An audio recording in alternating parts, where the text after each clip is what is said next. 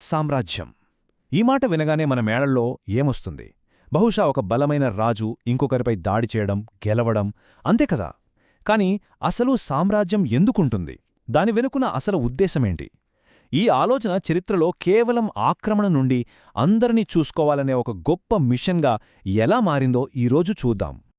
నేను ప్రపంచం మొత్తాన్ని జయించాను. ఇది ఎవరో ఈ మధ్యాహ్న మాట కాదు. సుమారు 4000 సంవత్సరాల క్రితం సర్గాన్ ఆఫ్ అక్కాడ్ అనే చక్రవర్తి అన్నమాట. చరిత్రలో మనకు తెలిసిన మొట్టమొదటి సామ్రాజ్య నిర్మాత ఇతనే. ఓ చిన్న నగరానికి రాజుగా మొదలుపెట్టి పర్షియన్ గల్ఫ్ నుండి మధ్యధరా సముద్రం వరకు తన రాజ్యాన్ని విస్తరించాడు.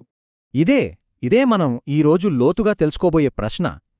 ఇంత పెద్ద సామ్రాజ్యాన్ని కట్టడం వెనుక అసలు మోటివేషన్ ఏంటి? కేవలం తన గొప్ప కోసమా? లేక తన ప్రజల కోసమా? లేదా వీటన్నిటికీ మించి ఏదైనా పెద్ద కారణం ఉందా?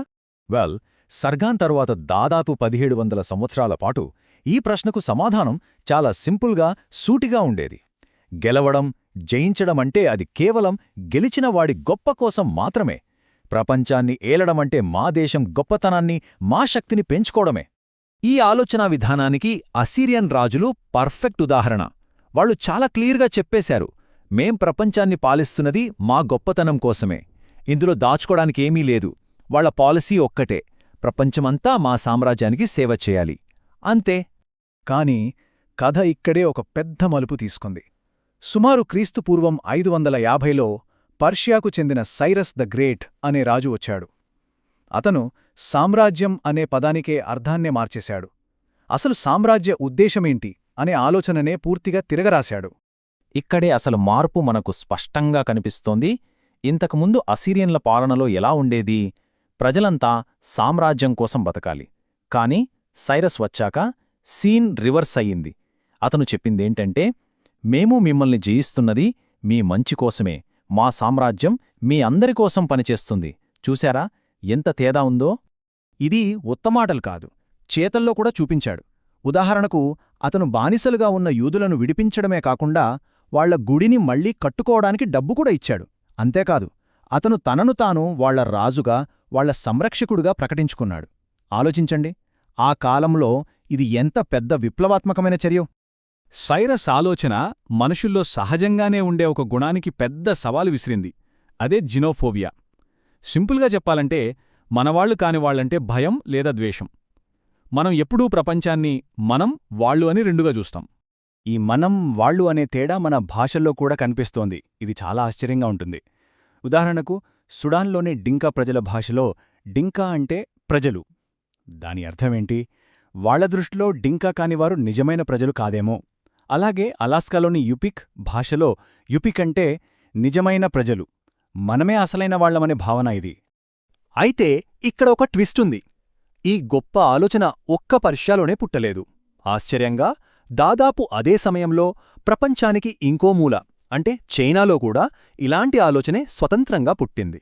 చైనాలో దీన్ని మాండేట్ ఆఫ్ హెవెన్ అంటారు. అంటే స్వర్గమే ఒక మంచి, యోగ్యుడైన పాలకుడిని ఎన్నుకుంటుంది. ఆ రాజు ప్రజలందరి మంచి కోసం పనిచెయ్యాలి. ఒకవేళ అతను చెడ్డవాడిగా, అవినీతిపరుడుగా మారితే స్వర్గం తన అధికారాన్ని వెనక్కి తీసుకుంటుంది. అప్పుడు న్యాయాన్ని నిలబెట్టే కొత్త పాలకుడు వస్తాడు. ఇదొక సైకిల్లాగా నడుస్తూ ఉంటుంది.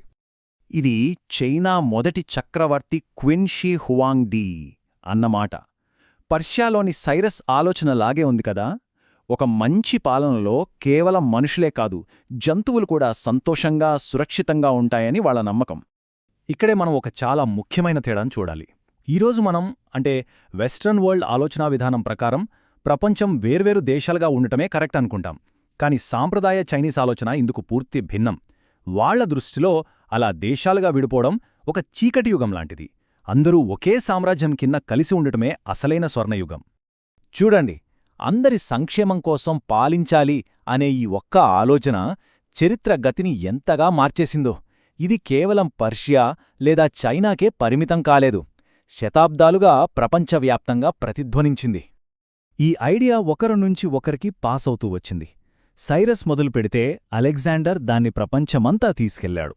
ఆ తర్వాత రోమన్ చక్రవర్తులు, ముస్లిం ఖలీఫాలు, చివరికి 20వ శతాబ్దంలోని సూపర్ పవర్స్ వరకు అధికారంలోకి వచ్చిన దాదాపు ప్రతి ఒక్కరూ చెప్పిన మాట ఒక్కటే, మా పాలన ప్రపంచ ప్రజలందరి మంచికోసమే.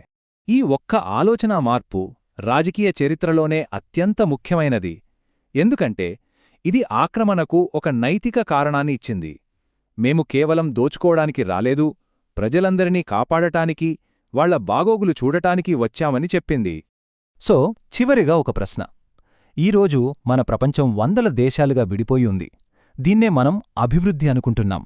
కాని ఈ పాత సామ్రాజ్యాల దృష్టితో చూస్తే మనం ఇప్పుడొక స్వర్ణయుగంలో ఉన్నామా, లేకపోతే గందరగోళంతో నిండిన చీకటి యుగంలోనా? ఆలోచించాల్సిన విషయమే కదూ.